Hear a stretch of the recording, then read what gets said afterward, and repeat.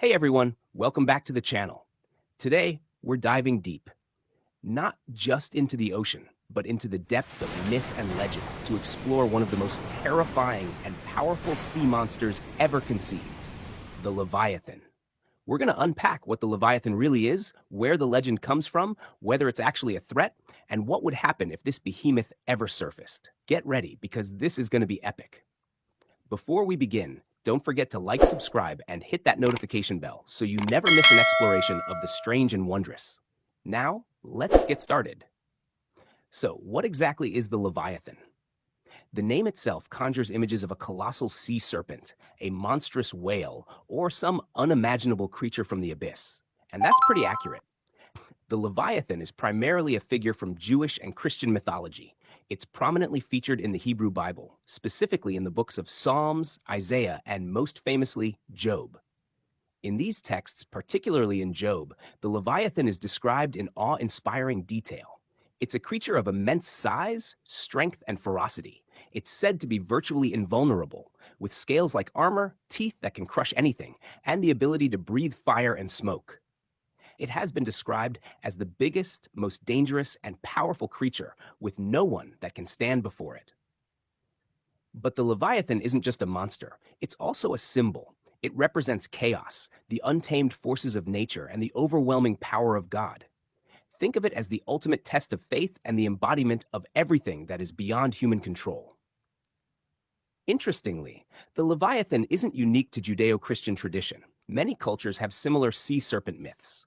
From the Norse Jormungandr to the Greek Cetus, these creatures often represent the same themes: the dangers of the sea, the power of the unknown, and the struggle between order and chaos. Where did this terrifying legend come from? The exact origins are murky, lost in the mists of ancient history. It's likely a combination of factors that contributed to its creation. First, the sea itself. For ancient peoples living near the ocean, it was a source of both life and death. They would catch fish or other sea creatures for food. The unpredictable nature of the sea, its storms, its depths, and the dangers lurking beneath the surface were a constant presence. Secondly, encounters with real marine animals likely played a role. Imagine early sailors encountering whales, giant squid, or even large sharks. These creatures, far larger and more powerful than anything on land, could easily be interpreted as monstrous beings. There is also speculation that the Leviathan myth may have evolved from earlier Mesopotamian myths. Creatures like Tiamat, a primordial sea goddess, share similarities with the Leviathan in terms of embodying chaos and being a powerful, watery force. Over time, these experiences and beliefs were woven together into stories, becoming increasingly exaggerated and fantastical. The Leviathan, as we know it today, is the result of centuries of storytelling, religious interpretation, and cultural evolution. Okay, so we know what the Leviathan is and where the myth comes from. But is it actually a threat? Could it actually exist? Well, probably not in the literal, fire-breathing biblical sense. However, the Leviathan represents something very real: the potential for disaster, the power of nature, and the limits of human control. In that sense, it's always a threat. The ocean remains largely unexplored.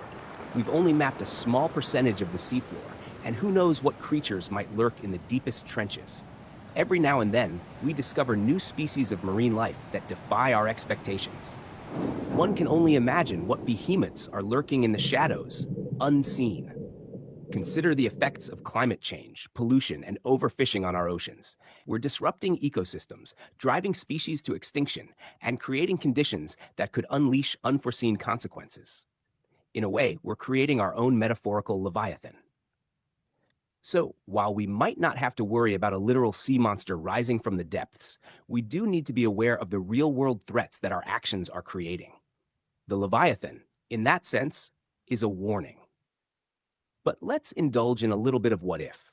Just for fun, let's imagine that a creature matching the biblical description of the Leviathan did surface. What would happen? Now imagine this. In the year 2025, deep beneath the Pacific Ocean, sonar detects something massive, something moving, something alive. Suddenly, a creature the size of a mountain rises from the water, its eyes glowing, its roar shaking the skies. Tsunamis crash into coastlines, cities flood, navies attempt to strike with missiles and torpedoes, but nothing works. Leviathan's scales are like armor from another world. As it roars, some say the oceans boil.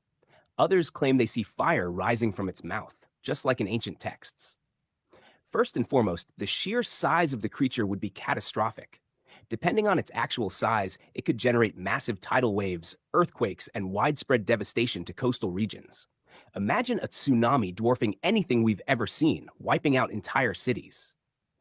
Its physical presence would disrupt shipping lanes, damage underwater infrastructure, and potentially trigger volcanic activity.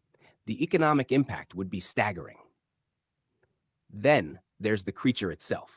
If it's indeed as powerful and invulnerable as described, conventional weapons might be useless. Imagine trying to fight a creature that can shrug off missiles and breathe fire.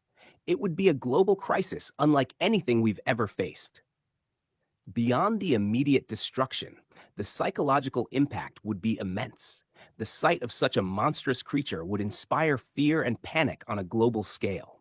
It would challenge our understanding of the world and our place in it. Scientists would be scrambling to study it, trying to understand its biology, its origins, and how to potentially contain or defeat it. But even studying such a creature would be incredibly dangerous. The potential long-term effects are even more terrifying. If the Leviathan reproduced, it could establish a new apex predator in the ocean, disrupting the entire marine ecosystem. It could even lead to the extinction of other marine species.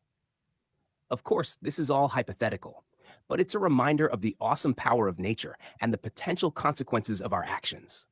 The Leviathan, even as a myth, forces us to confront our own vulnerability. The Leviathan continues to capture our imagination in modern culture. It appears in countless forms of media, from movies like Leviathan to books, video games, and even political commentary. Sometimes it's a literal monster, a terrifying creature to be defeated. Other times, it's a metaphor for something else: unchecked power, a corrupt system, or the destructive forces of nature. The Leviathan's enduring appeal lies in its ability to tap into our deepest fears and anxieties. It's a symbol of the unknown, the uncontrollable, and the potential for chaos. And that makes it a timeless and endlessly fascinating subject. So, there you have it, the Leviathan, a creature of myth, monster, and meaning. It may not be a real physical threat, but it represents the very real dangers we face in the world today. The power of nature, the consequences of our actions, and the need to respect the unknown.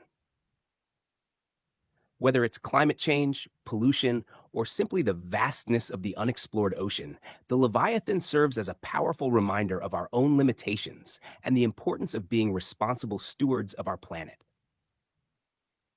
Thanks for joining me on this deep dive. What are your thoughts on the Leviathan?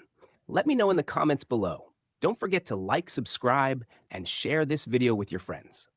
Until next time, stay curious. Let me know if you'd like a PDF or formatted version for easy use in video production.